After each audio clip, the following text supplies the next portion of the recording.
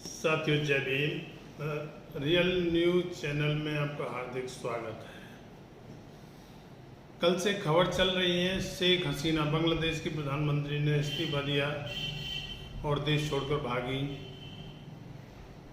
और हालांकि वो कल शाम को 5:30 बजे हिंडन एयरपोर्ट भारत में पहुंचने की खबर थी। ये शेख हसीना वही शेख हसीना है जो 2009 से लगातार प्रधानमंत्री के पद पर बनी हुई थी। हालांकि वो लोकतंत्र और संविधान के हिसाब से प्रधानमंत्री बनी थी, लेकिन शेख हसीना ने लोकतंत्र की ऐसी धज्जियां उड़ाई थी और जनता की एक बात कभी उसने नहीं सुनी और संविधान और लोकतंत्र की धज्जियां उड़ाने में शेख हसीना ने किसी तरह की कोई कमी नहीं छोड़ी। सारी संस्थाओं को बर्बाद किया, चैनलों को, टीवी चैनल, अखबारों को खरीद कर अपने वश में किया, जो सिर्फ शेख हसीना का गुणगान करेंगे। गोदी मीडिया पूरा बना लिया था और शेख हसीना ने अपने आप को एक बांग्लादेश का प्रधानमंत्री नहीं मान के कुछ लोगों के एक वर्ग विशेष की प्रधानमंत्री बन के शेख हसीना रही। 300 सीटों की संसद में शेख हसीना ने भी वही नारा दिया था, अब की बार 200 पार। और जनवरी 2024 में वहाँ चुनाव हुए थे। शेख हसीना की चुनावों में धांधलेबाजी को देखते हुए विपक्ष ने चुनाव का बायकॉट किया। चुनाव आयोग शेख हसीना का अपनी कठपुतली होता था और इसी वजह से विपक्ष ने बायकॉट किया। लेकिन चुनाव आयोग ने अपनी निष्पक्षता दिखाने के बजाय या सभी विपक्षी पार्टियों से बात करने के बजाय और उन्हें आश्वासन देने के बजाय कि हम निष्पक्ष चुनाव करवाएंगे, चुनाव आयोग ने भी किसी से बात नहीं की और उस बात को भी उसने बड़े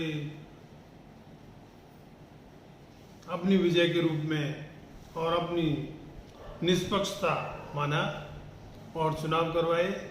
और चुनाव हुई धांधलीबाजी से, जिसमें जो विपक्ष ने बायकॉट किया था उसकी जगह शेख हसीना ने अपने डम्मी कैंडिडेट खड़े कर दिए। इस तरीके से 300 सीटों की संसद में 223 कैंडिडेट शेख हसीना के जीते और 70 डम्मी कैंडिडेट जिताए गए। नहीं तो जीतेंगे कहां से, वो चुनाव आयोग का करिश्मा था। हालांकि जो ईवीएम पर बहुत सवाल उठ रहे थे, ईवीएम को भी हटा दिया था, लेकिन जब पूरा तंत्र ही धांधलेबाजी में लगा दिया जाए तो करोगे क्या। इस तरीके से और विपक्ष के बताते हैं करीब 1100 नेताओं को फर्जी, भ्रष्टाचार, आतंकवाद आदि के फर्जी मुकदमे लगा के जेल में डाल दिया गया। इवन मुख्य विपक्षी पार्टी की नेता खालिदा जिया, जो बांग्लादेश की पूर्व प्रधानमंत्री और पहली महिला प्रधानमंत्री रही हैं, उनको भी नजरबंद करके डाल दिया गया। 23 जून 2023 को नेशनलिस्ट पार्टी के महासचिव मिर्जा फखरुल आलमगीर ने आरोप लगाया था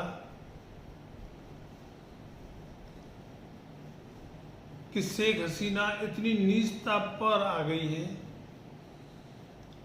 वो सत्ता के मद में इतनी अंधी हो गई हैं कि लोकतंत्र का मतलब ही उन्हें पता नहीं रहा और खालिदा जिया को इलाज भी नहीं कराने दिया गया। ये हालात बांग्लादेश में बना दिए गए थे। शेख हसीना को लगता था कि वही एकमात्र बांग्लादेश की लोकप्रिय नेता है जिसके मन की बात सुनने के लिए पूरा बांग्लादेश तत्पर रहता है। उसको लगता था कि शेख हसीना के सामने देश में किसी की कोई औकात नहीं है।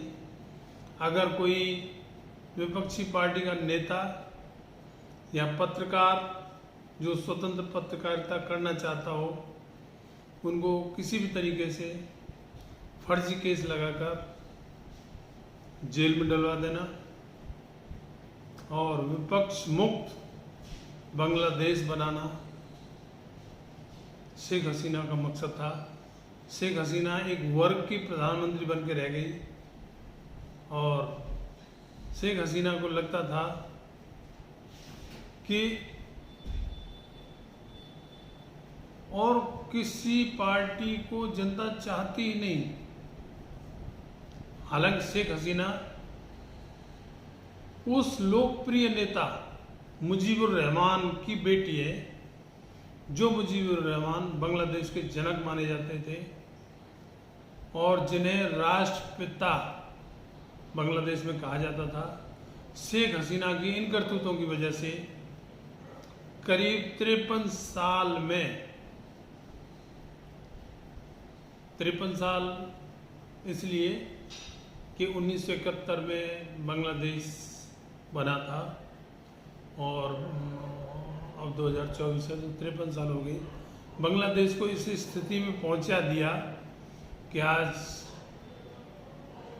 देश से प्रधानमंत्री को त्यागपत्र दे के भागना पड़ा और जनता सड़कों पर है, जश्न मना रही है। शेख हसीना के जो अपना महल है उसमें जनता घुस गई और जिसके जो हाथ लगा वो लूट लिया। इवन मुर्गी, बच्चे, मुर्गी, बकरी, बतख आदि जिसके जो हाथ लगा वो ले गया। उसके महल में जो नौका विहार के लिए जो वो बना हुआ था उसमें लोग नौका विहार कर रहे हैं। तो ये तानाशाहों का हाल होता है। तानाशाह होता ही तब है जब वो लोकतंत्र की भावना को भूल जाए और उसको लगने लगे कि क्या होता है लोकतंत्र, सत्ता तेरे हाथ में, जो चाहेगा तू कर सकता है। तो लोकतंत्र ये तानाशाही को बर्दाश्त नहीं करता है। खैर, इस पोस्ट में इतना ही। आगे जैसे जैसे हालात होंगे, अभी शेख हसीना वैसे ही भारत में पहुंचने की खबर है। आगे बताते हैं कि वो लंदन से कांटेक्ट कर रही हैं। अभी लंदन से उन्हें मंजूरी मिलती है या नहीं मिलती है। हालांकि और कोई देश अभी उनको राजनीतिक शरण देने को तैयार नहीं हुआ है। आगे जैसे होगा जानकारी मिलाया जाएगा। पोस्ट अच्छी लगी हो तो चैनल को सब्सक्राइब, पोस्ट को लाइक, शेयर और कमेंट में अपनी राय जरूर दें। धन्यवाद। जय भीम।